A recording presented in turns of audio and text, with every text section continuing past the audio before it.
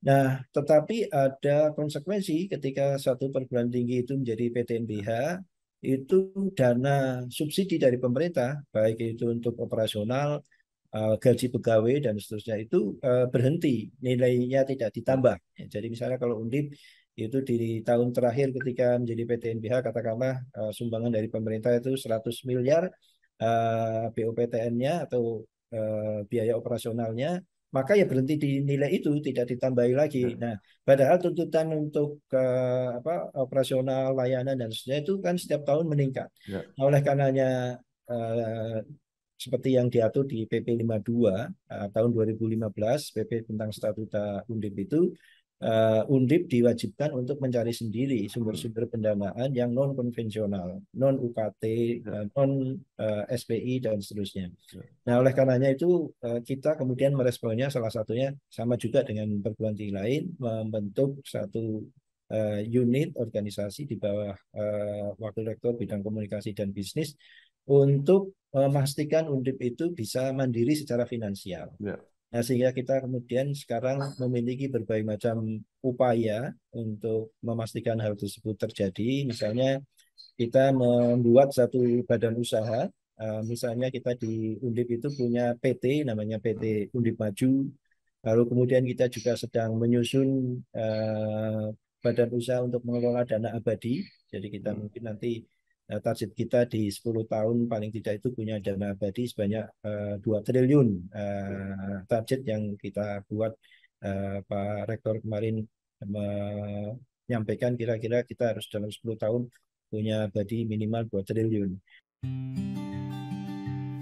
Selamat pagi para pembaca yang budiman dimanapun berada di bumi pertiwi ini. Saya baru saja menerima kiriman buku dari Mas Bambang Sadono selaku penyunting. Buku dalam rangka 72 tahun Disnatalis Universitas Indonesia. Tulisan dan pengalaman hasil wawancara Mas Bambang terhadap 72 alumni Universitas Indonesia. Bicara tentang koneksi, kreasi, inovasi, dan kolaborasi. Yang pasti di dalamnya penuh dengan kisah inspiratif. Kisah sukses para pembelajar dari bankir, politisi, hingga tokoh ekonomi. Luar biasa.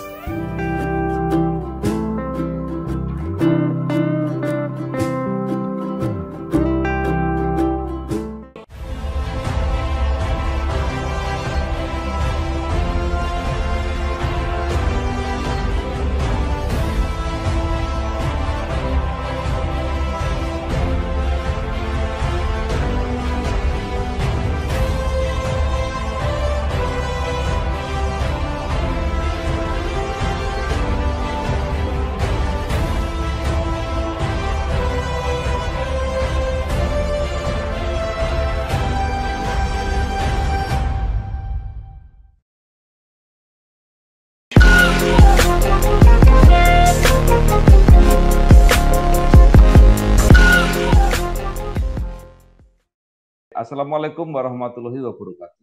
Bersama saya Bambang Sadono di kanal Inspirasi untuk Bangsa. Mudah-mudahan kanal ini selalu bisa memberi inspirasi, motivasi, dan edukasi. Kami sedang mempersiapkan beberapa video wawancara untuk ikut memberi makna 65 tahun Universitas Diponegoro. Menurut rencana, wawancara ini akan kami bukukan untuk meneruskan buku sebelumnya yang sudah terbit. Saat ini saya sudah bersama dengan salah seorang alumnus Fakultas Ilmu Sosial dan Ilmu Politik Undip, yaitu Profesor Dr.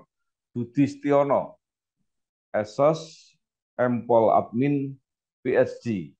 Beliau saat ini adalah Wakil Rektor 3 Universitas Diponegoro yang membidangi komunikasi dan bisnis. Prof. Budi ini masih agak muda lah ya. Ya, Lahir di Banyumas 11 Oktober 1971. Apa kabar, Prof? Alhamdulillah Mas Babang, baik-baik, Ya, sehat. Mudah-mudahan Mas iya. Babang demikian juga. Alhamdulillah. Mungkin bisa mulai diceritakan pengalaman dan kenangan ketika kuliah di S1 Visip Undip, kemudian aktif sebagai dosen dan sekolah lagi S2 dan S3 di Australia sampai akhirnya terpilih menjadi wakil rektor. Ini saya kira periode yang kedua, ya. Nanti bisa cerita bidangnya berubah-ubah, ya. Iya. Dan sekarang kembali ke bidang yang pernah ditangani, yaitu komunikasi dan bisnis. Iya. Silakan, Bro. Ya, matur nuwun. Saya Budi Setiono, dahulu berkenalan dan menjadi bagian dari keluarga besar Universitas Diponegoro sejak tahun 1989, masuk sebagai mahasiswa di jurusan Ilmu Pemerintahan, Fakultas Ilmu Sosial dan Ilmu Politik. Lalu semasa kuliah itu tidak hanya apa namanya aktif dalam perkuliahan, tetapi juga di organisasi, ya, misalnya di HMJ, menjadi pengurus HMJ, menjadi pengurus BPM, Badan Perwakilan Mahasiswa, lalu juga menjadi ketua Senat Mahasiswa Perguruan Tinggi. Kalau sekarang mungkin Presiden BEM, Mas Bambang. Ya. Jadi itu tahun 93, periode tahun 93. Lalu kemudian saya juga aktif di kepengurusan UKM, Merpati Putih, Atletik, lalu UKM Penalaran dahulu, dan pernah juga mengikuti berbagai perlombaan, misalnya PIMNAS dan sebagainya. Ya, untuk apa namanya mengisi hari-hari kuliah itu rasanya menjadi sangat cepat dengan berbagai macam aktivitas itu. Lalu kemudian saya juga kadang-kadang ikut di dalam kegiatan berskala nasional, misalnya mengikuti pelatihan di Lemhanas maupun juga apa namanya, Kementerian Menpora pada saat itu. Dan kemudian saya lulus tahun 93, wisudanya tapi tahun 94. Dan kemudian saya sempat itu diajak oleh Menteri Dalam Negeri pada saat itu, Pak Rudini, untuk bekerja di Kementerian Dalam Negeri atau Departemen Dalam Negeri pada saat itu. Saya sempat bekerja di Departemen Dalam Negeri itu hampir kira-kira 5 bulanan. Dan Ya. kemudian kembali ke Undip karena ikatan dinas dosen. Jadi sebelum lulus semester 5 kalau nggak salah itu dulu ada program namanya TID, Tunjangan Ikatan Dinas Dosen, dan saya mendapatkan itu, terus kemudian sehingga punya ikatan bekerja di Undip, tidak bisa kecuali harus harus mengembalikan tunjangannya itu. Lalu kemudian saya diangkat menjadi dosen tahun 96, 97 menjadi full PNS pada saat itu. Lalu kemudian melanjutkan S2 di bidang Public Policy and Administration. Makanya gelar saya di belakang itu M.Pol Admin, itu Magister of Policy and Administration di Flinders University di Australia Selatan. Lalu kemudian melanjutkan kembali S3 tahun 2007, itu di bidang Social Science and International Relations di Curtin University di Perth di Australia Barat. Lalu kemudian lulus tahun 2011, pulang ke Undip, dan kemudian aktif di Undip dalam beberapa posisi sebagai sekretaris program magister, sebagai staf ahli pembantu rektor 3 pada saat itu. Dan kemudian di sela-sela itu dulu saya pernah juga sempat berkecimpung sebagai political advisor untuk partai politik di Myanmar, namanya National League for Democracy. Itu partainya Aung San Suu Kyi selama hampir 3 tahun. Lalu kemudian 2015 saya diangkat menjadi pembantu rektor 3 bidang kemahasiswaan. Nah, pada saat 2015 itu kemudian pada saat yang sama Undip bertransformasi dari BRU menjadi PTNBH, sehingga ada perubahan nomenklatur di SOTK. Tadinya saya membidangi kemahasiswaan, lalu berubah menjadi wakil rektor bidang komunikasi dan bisnis, tetap di WR3 tapi nomenklatur tugasnya berbeda karena kemahasiswaan itu terus kemudian dihandle oleh PR1. Lalu kemudian di periode berikutnya 2019 berubah posisi menjadi wakil rektor akademik dan kemahasiswaan, wakil rektor 1. Dan di tahun 2022 ini dikembalikan lagi posisi saya ke wakil rektor bidang komunikasi dan bisnis WR3 kembali.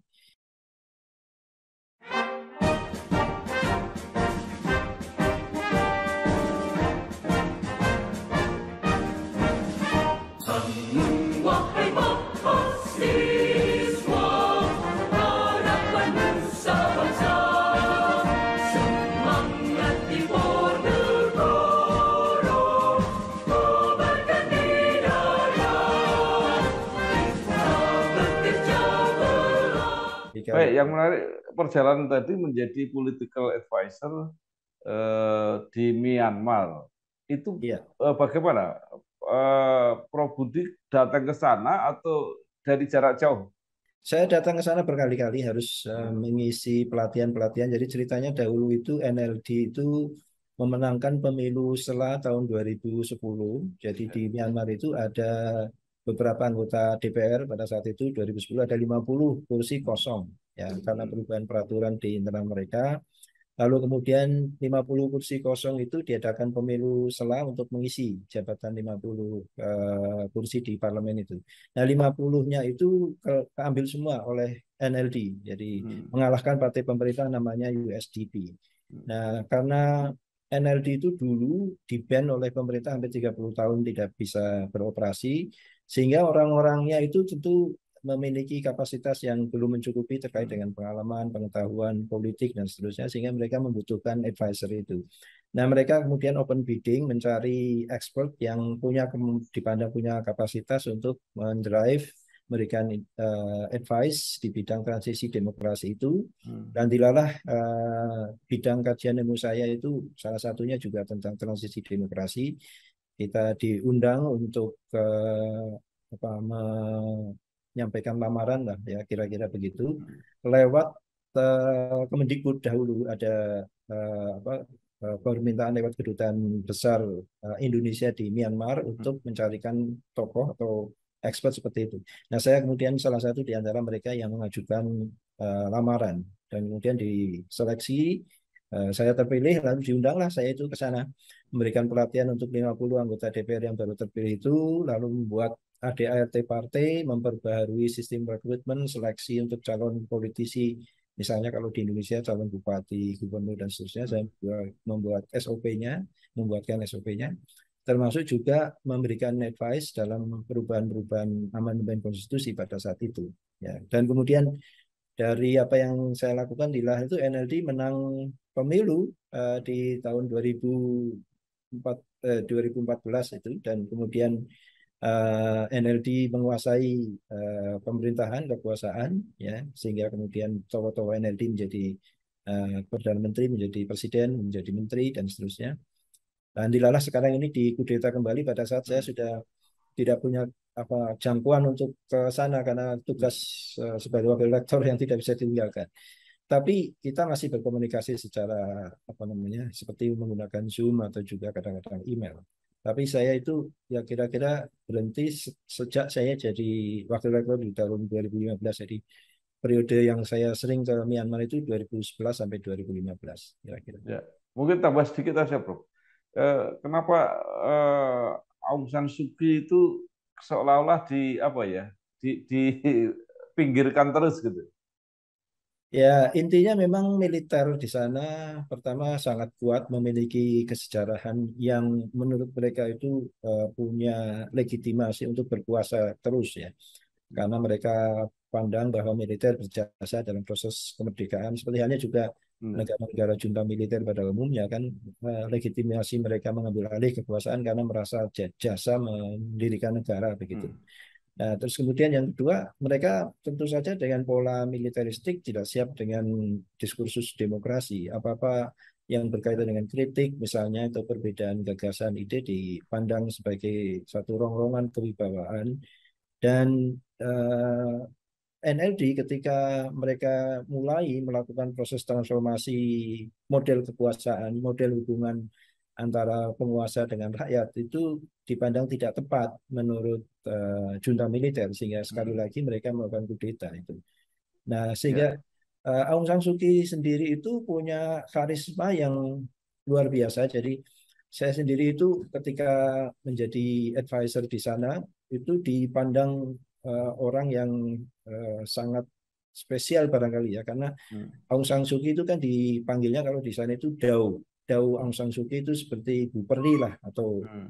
mungkin kalau di Indonesia itu eh, bisa dilihat seperti hubungan antara Megawati, Bu Megawati pada saat awal-awal reformasi itu.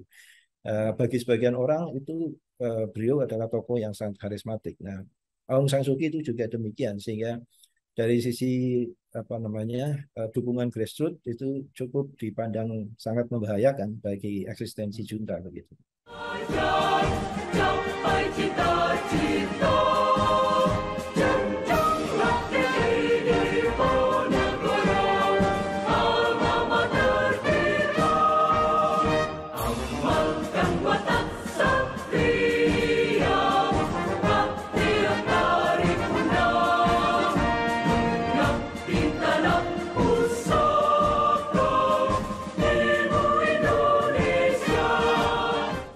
Ya, baik. Sekarang kembali ke Udip lagi.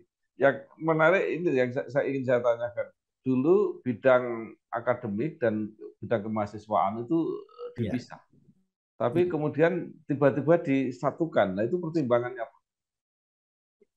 Ada dua level pertimbangan. Pertama itu dari sisi substantif, yang kedua itu dari sisi praktikal. Dari sisi substantif itu memang evaluasi dari Kemendikbud pada saat itu menyebutkan bahwa perlu ada integrasi dalam tata kelola penyelenggaraan pendidikan antara bidang akademik dengan kemahasiswaan untuk apa membentuk satu profil yang nyambung terintegrasi profil mahasiswa maupun lulusan ya. Dahulu itu kan bidang akademik dalam arti misalnya program studi itu menyusun kurikulum, menyusun mata kuliah, target pembelajaran itu terpisah seolah-olah atau memang faktanya begitu ya, terpisah dari kegiatan-kegiatan ekstrakurikuler. Mahasiswa ikut UKM, ikut lomba dan seterusnya itu tidak direkognisi sebagai bagian dari proses pembentukan profil mahasiswa maupun lulusan itu. Nah, itu kemudian dianggap hasil dari pola yang demikian menyebabkan profil si mahasiswa itu tidak sepenuhnya terbuka, opportunity kemampuannya itu untuk disempurnakan begitu. Ya. Nah, sehingga kemudian ini lanjutan berikutnya alasan praktikal diharapkan dengan penyatuan itu menyebabkan ada sinergi yang efektif antara kegiatan akademik dengan kegiatan kemahasiswaan dalam satu platform pembentukan profil mahasiswa dan lulusan itu. Misalnya, contohnya yang sering terjadi begini, Mas Bambang. Mahasiswa itu ketika dia itu pintar berkompetisi, dia misalnya harus pergi ke luar negeri dalam beberapa minggu atau bahkan ada yang berbulan-bulan mempersiapkan lomba dan seterusnya, lalu direkognisi oleh komunitas internasional menghasilkan satu karya yang brilian dan seterusnya. Tapi dari sisi akademik itu menjadi cilaka karena mereka harus misalnya pergi ke luar negeri berbulan-bulan tadi atau berminggu-minggu tadi tidak bisa mengikuti kuliah. Nah, kalau pada saat itu ada dosen yang saklek harga mati tidak ikut kuliah nilainya misalnya, lah rugilah mahasiswa itu. Sudah dia itu berjuang untuk membawa harum nama universitas dan juga nama bangsa dan negara, dia pulang membawa medali emas misalnya atau perak atau perunggu, lalu kemudian juga direkognisi prestasinya di luar negeri, tapi justru di mata kuliah yang dia ambil di semester itu dia bisa jadi nilainya semua. Kalau di perkuliahan itu kan minimal itu 70% kehadiran ya, 70% dari 14 kali pertemuan di dalam satu semester. Nah, itu banyak merugikan mahasiswa dari sisi practicality. Nah, dari sisi substansi juga demikian. Prestasi-prestasi yang diperoleh dari non-akademik, non-kurikuler tadi, kegiatan kemahasiswaan, dahulu itu tidak bisa diintegrasikan di dalam penilaian mata kuliah. Nah, sehingga dengan digabungkannya kegiatan akademik dan kemahasiswaan, bidang akademik dan kemahasiswaan itu, hal-hal yang menjadi masalah seperti tadi itu bisa kita selesaikan. Dosen bisa memberikan izin kepada mahasiswa untuk berlomba, hasil dari perlombaan itu bisa menggantikan, disepadankan dengan penilaian mata kuliah dalam prosentase tertentu. Nah, itu kira-kira background dari kenapa digabungkan dua bidang itu. Ya. Jadi itu yang jadi cikal bakal apa? Kampus belajar Merdeka Belajar, kampus Merdeka itu ya. Betul, diantaranya adalah seperti itu. Jadi di MBKM Merdeka Belajar Kampus Merdeka itu salah satu poin penilaian atau rekognisi terhadap prestasi mahasiswa yang bersifat non kurikuler itu menjadi bagian dari kemungkinan yang bisa diambil oleh mahasiswa itu ketika mereka melakukan penyetaraan nilai mata kuliah. Jadi prestasi-prestasi tertentu di tingkat nasional maupun internasional itu bisa dikonversi menjadi nilai mata kuliah tertentu yang disetujui oleh program studinya. Tapi itu hanya salah satu bagian komponen saja. Dari komponen-komponen yang lain itu misalnya di dalam konteks MBKM itu mahasiswa bisa mencari kesepadanan atau konversi nilai dari pengabdian pada masyarakat. Mereka melakukan penyuluhan, misalnya penanggulangan bencana, mereka bisa melakukan riset atau magang di perusahaan dan seterusnya. Nah, prestasi mahasiswa tadi salah satu bagian dari komponen-komponen yang bisa dikonversi itu.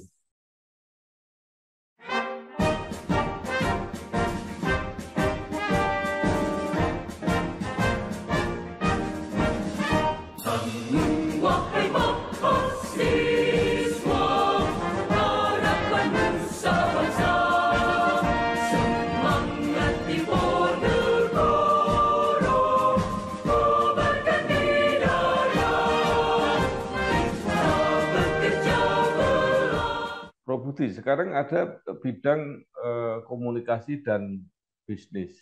Yeah. Nah ini yang mungkin perlu dijelaskan. Jadi kesannya seolah-olah universitas ini berbisnis. Iya. Enggak, silakan. Nah, bidang komunikasi dan bisnis itu adalah merupakan satu hal yang tidak terelakkan dengan adanya kebijakan pemerintah konversi perguruan tinggi dari Satker atau BLU ke PTNBH. Di Indonesia itu kita mengenal 3 tingkat universitas negeri. Satu itu Satker, itu universitas yang menjadi bagian langsung dari Kementerian Kebudayaan Ristek Dikti. Kemudian yang kedua itu adalah BLU, Badan Layanan Umum, universitas yang memiliki standarisasi secara lebih otonom dibandingkan dengan Satker. Jadi dia bisa menginisiasi RKAT sendiri atau anggaran sendiri. Nah, kemudian yang ketiga itu adalah PTNBH, Perguruan Tinggi Negeri Badan Hukum, yang diberikan otonomi oleh pemerintah dalam hal akademik dan dalam hal finansial. Nah, tetapi ada konsekuensi ketika satu perguruan tinggi itu menjadi PTNBH, itu dana subsidi dari pemerintah, baik itu untuk operasional, gaji pegawai, dan seterusnya, itu berhenti, nilainya tidak ditambah. Jadi misalnya kalau Undip itu di tahun terakhir ketika menjadi PTNBH, katakanlah sumbangan dari pemerintah itu 100 miliar BOPTN-nya atau biaya operasionalnya, maka ya berhenti di nilai itu, tidak ditambahi lagi. Nah, padahal tuntutan untuk operasional, layanan dan seterusnya itu kan setiap tahun meningkat. Nah, oleh karenanya seperti yang diatur di PP 52 tahun 2015, PP tentang statuta Undip itu, Undip diwajibkan untuk mencari sendiri sumber-sumber pendanaan yang non konvensional, non UKT, non SPI dan seterusnya. Nah, oleh karenanya itu kita kemudian meresponnya, salah satunya sama juga dengan perguruan tinggi lain, membentuk satu unit organisasi di bawah Wakil Rektor Bidang Komunikasi dan Bisnis untuk memastikan Undip itu bisa mandiri secara finansial. Nah, sehingga kita kemudian sekarang memiliki berbagai macam upaya untuk memastikan hal tersebut terjadi. Misalnya kita membuat satu badan usaha. Misalnya kita di Undip itu punya PT, namanya PT Undip Maju. Lalu kemudian kita juga sedang menyusun badan usaha untuk mengelola dana abadi. Jadi kita mungkin nanti target kita di 10 tahun paling tidak itu punya dana abadi sebanyak 2 triliun. Target yang kita buat, Pak Rektor kemarin menyampaikan kira-kira kita harus dalam 10 tahun punya abadi minimal 2 triliun. Lalu kemudian kita juga melakukan optimalisasi aset, ya. Undip sendiri misalnya itu punya berbagai macam aset yang sebenarnya bisa kita optimalisasikan. Kampus-kampus kita itu masih banyak yang idle, di Peleburan, di Tembalang, di Teluk Awur, di Jepara, ada di Rembang, di Batang, di Pekalongan, di Demak, dan seterusnya. Itu sebenarnya banyak, dan semuanya itu lokasinya strategis semua, ya, di pinggir jalan besar, sehingga kalau itu bisa kita optimalisasi pemanfaatannya, bisa bernilai ekonomis untuk menyumbang revenue yang bersifat non konvensional tadi.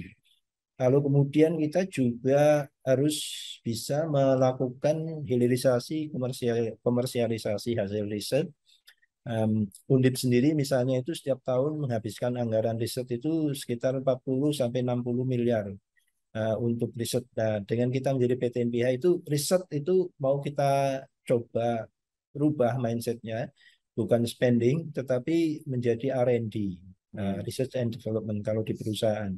Sehingga di dalam riset-riset yang kita lakukan itu harus mulai difikirkan nilai investasi. Kalau kita misalnya punya anggaran 40-60 miliar setiap tahun, pertanyaan kita dari nilai itu kita akan dapat revenue berapa gitu.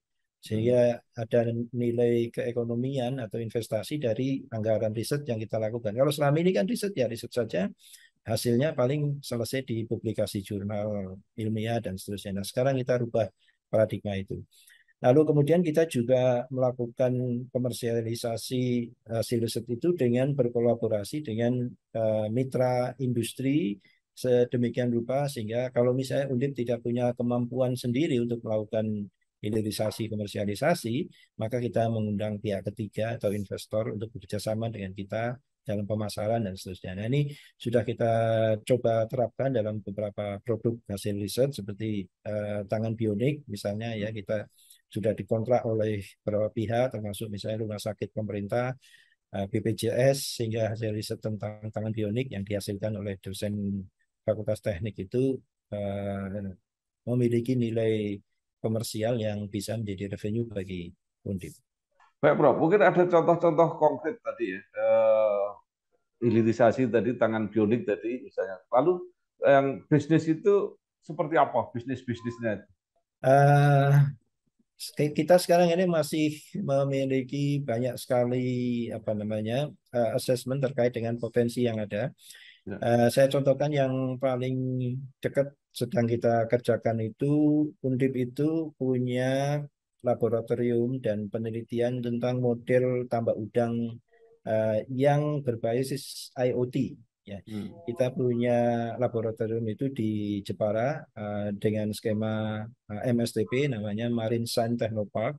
Di Marine Science Technopark itu dosen-dosen melakukan penelitian tentang bagaimana cara mengelola tambak udang dari A sampai Z sampai ke marketing dan seterusnya. Nah, di situ kita menghasilkan model. Oh, ternyata misalnya kalau katakanlah investasi udang 100 juta rupiah misalnya, itu akan dalam sekian bulan akan panen senilai sekian. Saya tidak hafal nilainya, tetapi kira-kira seperti itu. Nah, kemudian untuk bisa memastikan hasil itu sesuai dengan perkiraan, maka bagaimana tentang keasaman air, oksigennya, makan nutrisi udangnya, lalu luasan dari tambaknya dan seterusnya itu, sehingga itu kemudian menjadi satu model yang dibakukan. Nah, kemudian hilirisasi kita di mana komersialisasinya? Pertama itu dari hasil investasi udangnya itu sendiri. Jadi misalnya ini bulan Desember besok itu kita akan melakukan ekspor perdana ke Jepang. Hasil dari proses tambak udang kita sendiri itu bekerjasama dengan eksportir, kita akan mengekspor perdana ke Jepang. Lalu kemudian yang kedua kita juga mengembangkan model tambak tadi ke petani-petani mitra kita, petani petambak ya. Jadi kita melakukan pelatihan dan dari pelatihan itu nanti kita juga akan seperti model plasma itu, hasil dari para petani yang kita latih itu akan kita beli. Ya, rencananya kita nanti akan mengembangkan ekspor tadi seluas mungkin karena demand permintaan sangat tinggi sebenarnya dari Jepang.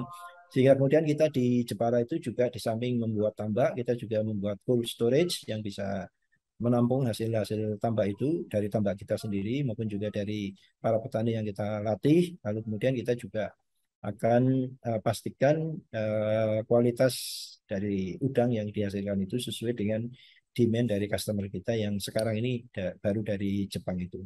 Kira-kira begitu.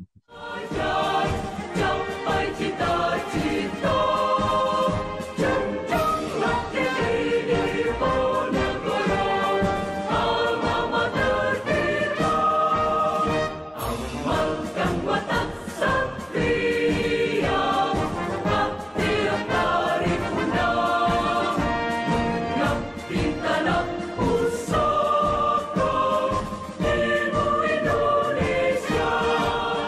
Nah, sekarang kalau dilihat dari capaian, apa yang sudah dicapai Undip, paling tidak kalau dilihat dari apa ya indikasi-indikator kinerja utama itu kira-kira seperti apa sekarang posisi Undip itu? Iya, kalau di tahun 2022 ini kebetulan kita sedang menyusun pidato rektor untuk Dies ke-65 itu misalnya dari sisi rankingan atau Ya, rankingan ini biasanya juga berkorelasi dengan hasil capaian real. ya, Jadi di usia yang ke-65 tahun ini, tahun 2022, Undip itu telah menorehkan berbagai macam prestasi di tingkat nasional maupun juga internasional. Prestasi yang cukup membanggakan kita misalnya adalah yang pertama itu rekognisi dari QS yang menyebutkan atau menempatkan Undip itu sebagai perguruan tinggi nomor satu di Indonesia di hmm, dalam konteks employability.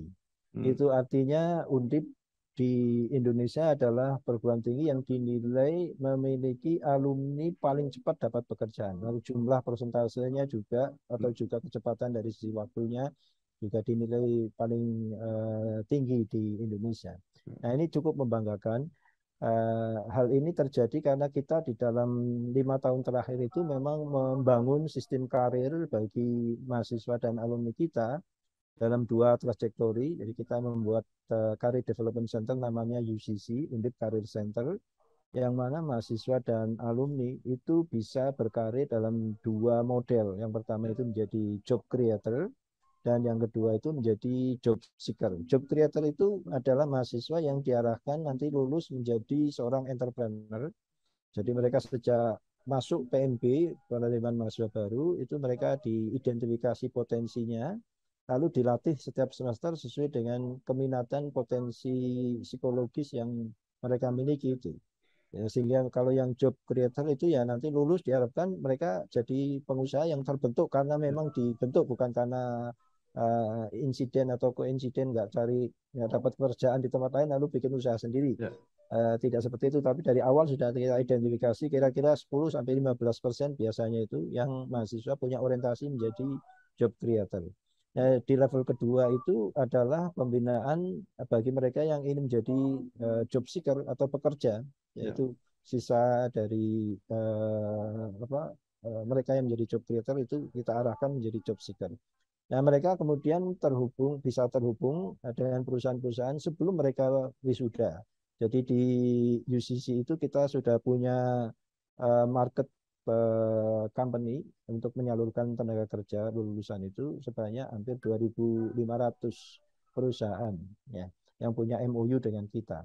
Nah, setiap hari itu hampir terjadi proses rekrutmen, kampus rekrutmen dari para perusahaan itu sehingga mahasiswa kita, anak-anak kita itu sejak mereka masih mahasiswa sudah bisa melakukan profiling terhadap perusahaan mitra kita itu dan mereka ingin bekerja di mana mereka sudah bisa mempelajari oh kalau saya ingin melamar di perusahaan A misalnya requirement yang diminta itu apa di bidang komputer, bahasa, keterampilan aplikasi komputer apa yang harus dibutuhkan dipenuhi spesifikasinya dan seterusnya.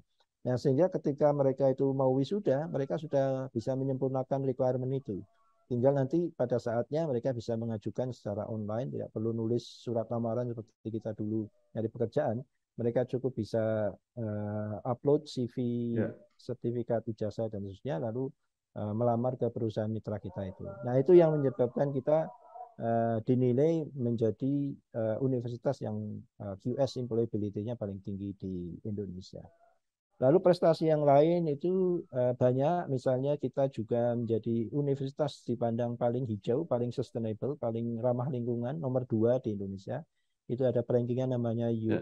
UI Green Metric, ya di Indonesia kita nomor 2, 2 tahun terakhir itu. Di dalam penilaian ini ada kriteria-kriteria yang misalnya proporsi antara lahan yang digunakan dengan lahan hijau, lalu cara kita mengelola limbah, sampah, dan seterusnya, paling ramah lingkungan. Lalu kemudian kita juga memenuhi kriteria-kriteria sustainable development uh, yang apa namanya ada rekognisi penilaian oleh tim itu dan kemudian kita juga memiliki upaya-upaya konservasi, apakah itu berupa konservasi di bidang biologis atau kimia dan seterusnya, yang membuat bumi ini tidak menjadi semakin rusak, tetapi menjadi semakin nyaman untuk ditinggali dan seterusnya. Misalnya dalam konteks penggunaan kertas, listrik, air, dan seterusnya, itu semua ada penilaian. Jadi kita di Indonesia nomor 2. Lalu kemudian kita juga dinilai kampus yang memiliki reputasi publikasi cukup bagus.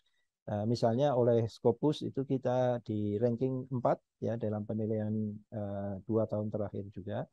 Artinya dari sisi produktivitas tenaga dosen kita itu cukup tinggi di dalam mempublikasi hasil penelitian dan seterusnya. Lalu kemudian dari sisi kinerja umum yang dinilai oleh pemerintah, oleh Kemendikbuddikti, itu di 2021 kita ranking 2, lalu kemudian di 2022 ini kita ranking 5. Ya. Jadi itu dari sisi kinerja secara umum menurut versi Kemendikbud. Jadi kita kadang-kadang naik turun, tapi ya pada umumnya Undip itu di posisi 5 besar, kadang-kadang 6 besar di dalam berbagai macam dimensi penilaian dan seterusnya.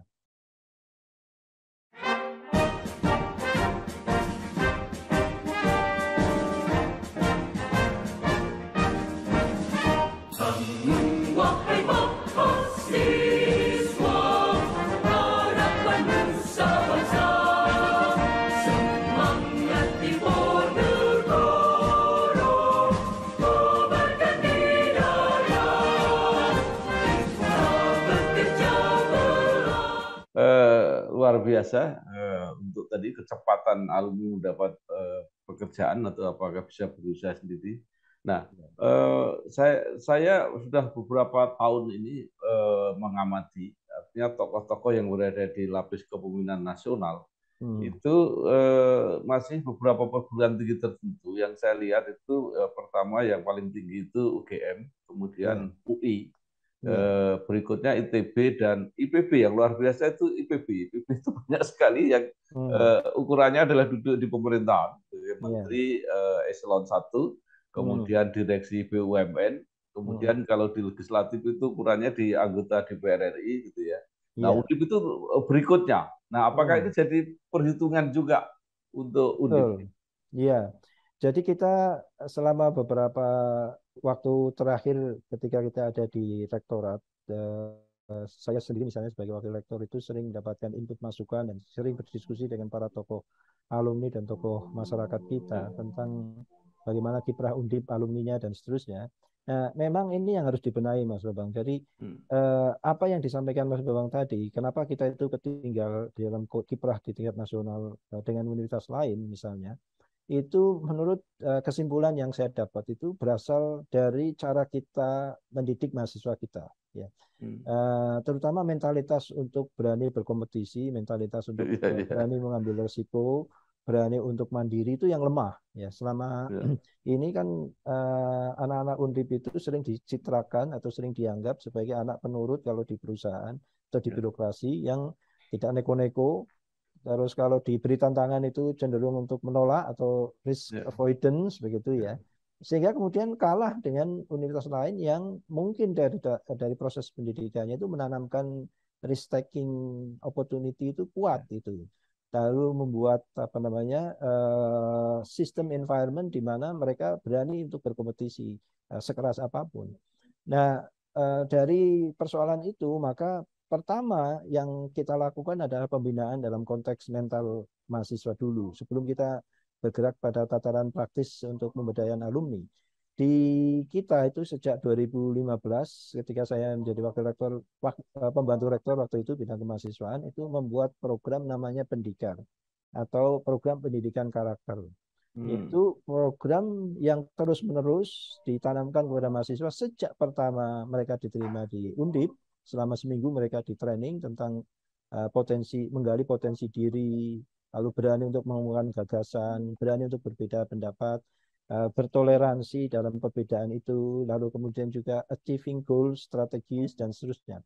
Lalu dari hasil itu sebenarnya secara instan nampak dari misalnya peningkatan prestasi, Mas Bambang.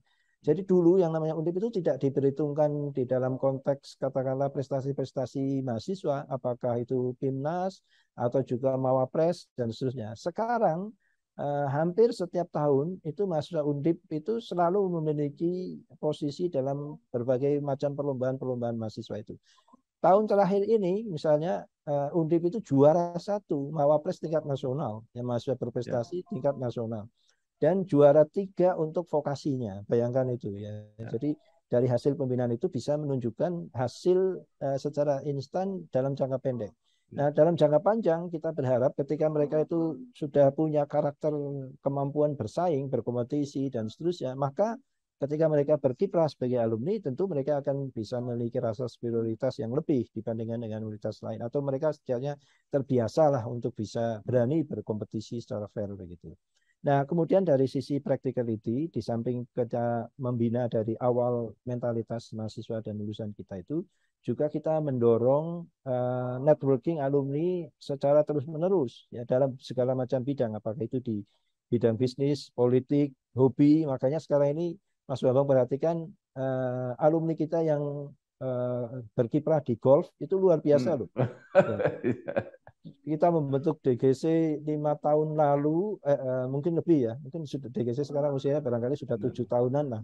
Tapi terakhir-terakhir ini jumlah mahasiswa dan alumni, bahkan mahasiswa sekarang sudah ada UKM golf itu, tapi mereka yang terlibat dalam golf itu sudah ribuan jumlahnya ya, dan itu membentuk komunitas yang luar biasa aktif ya, mungkin paling aktif di Indonesia.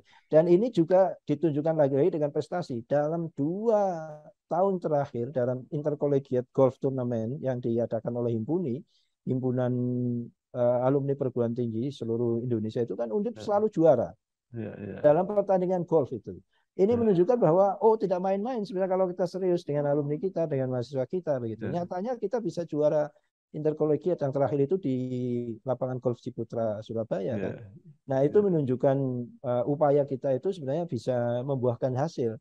Nah, ini saya harapkan juga bisa berimbas ke ranah yang lain. Kita misalnya sekarang ini Mas Bambang mungkin di pers mengetahui anggota Dewan Pers kita di tingkat nasional 2 orang langsung adalah alumni kita. Dua-duanya itu. Nah, itu adalah upaya-upaya yang saya kira merupakan hasil dari apa yang kita lakukan, pembinaan-pembinaan, networking dan seterusnya. Nah, kemudian dari sisi politik dan juga jabatan-jabatan pemerintahan memang kita masih menuju ke arah sana. Nah, saya kira ini perlu ada extraordinary leadership yang bisa menyatukan potensi itu sedemikian rupa sehingga saling tolong-menolong di antara alumni itu terbentuk kultur kesatuan jiwa korsanya. Yang ini mungkin kita sedang masih mencari pola bersama teman-teman alumni untuk memaksimalkan potensi kepemimpinan dari para alumni kita. Tapi di misalnya BUMN ini sudah mulai ada kultur begitu sehingga banyak sekali ya alumni kita itu menduduki jabatan-jabatan di level direksi di BUMN kita.